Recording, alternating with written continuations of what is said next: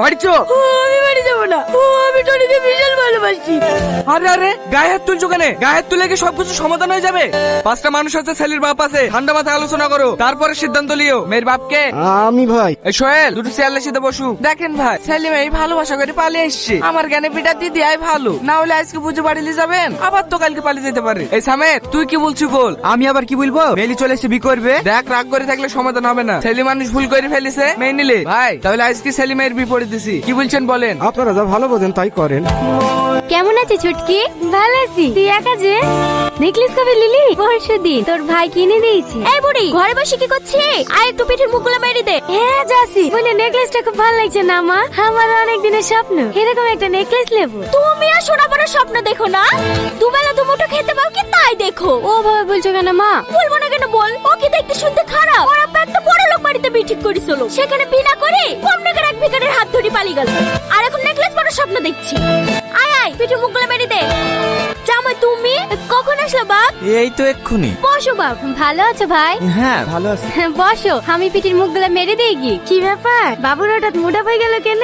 সালমা, তুমি আমাকে বিয়ে করে খুব ভুল করেছো তাই না? কি উল্টো পাল্টা বলছো? তোমার আবার কি হলো? কিছু না, এমনি। ভালো আছেন বিয়ান? হ্যাঁ ভালো আছি। বোন ভালো আছে তো? হ্যাঁ ভালো আছি। জামাই কটার সময় বেরাবে? রাত 9টার সময় ট্রেন আছে বলছিলে তো, বিকালবেলা বেরালে তো বসে যাবে। ও মা, আমার আব্বা মা এসে। বাইরে আসো। আসছি মা।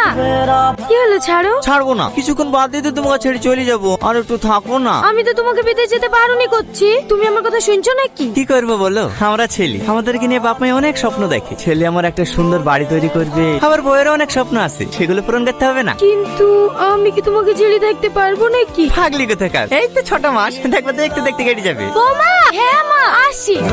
ভালোভাবে যাস মতো। আরে মা, কান্না করছো কেন? এই তো 6 মাস বাদ দিয়ে ঘুরে চলে আসবো। তাড়াতাড়ি আয় টনি, নাহলে আবার ট্রেন মিস হয়ে যাবে।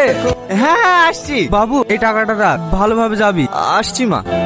কি ব্যাপার সালমা, তুমি এখনো দাঁড়িয়ে আছো যে? বাড়ি যাবে না?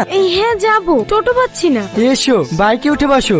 না না ঠিক আছে, আমি টোটোতে চলে যাবো, আপনি যান। আরে এসো তো, অত লজ্জা কিসের? আগে তোমাকে তোমার বাড়িতে নামিয়ে দেবো, তারপরে বাড়ি যাবো। কিন্তু স্যার। আরে কি কিন্তু কিন্তু করছো? উঠে বসো। কি ব্যাপার, বেশ কয়েকদিন দেখলাম তুমি স্কুলে আসোনি, কোথাও গিয়েছিলে নাকি? হ্যাঁ, বাড়িতে ছিলাম না। এভাবে স্কুল কামাই করলে পাশ করবে কি করে? আর কামাই করবো না স্যার। মোবাইল আছে কাছে? কেন? আমার নাম্বারটা একটু নাও, নোটস গুলো পাঠিয়ে দেবো, পড়ে নিও। আরে ও তো দূরে দূরে কেন, পড়ে যাবে তো, কাছে এসো। এই শাহিন স্যার ফোন করেছিল, আজকে রাতে এই ব্লকে বোর্ডিং ঢালবে, তোরা সব রেডি এলে। আমি আর যেতে পারবো না ভাই, আমার শরীরটা খুব খারাপ করছে। শরীর খারাপ করছে, ওষুধ লাইবি? যেতে পারবি না তো তোর কাজ রেখে করবে রে? হ্যাঁ আমি যাবো ভাই। তুই তো এক্ষুনি কাজ থেকে আসলি, আবার যাবি? হ্যাঁ ভাই, আমার কোনো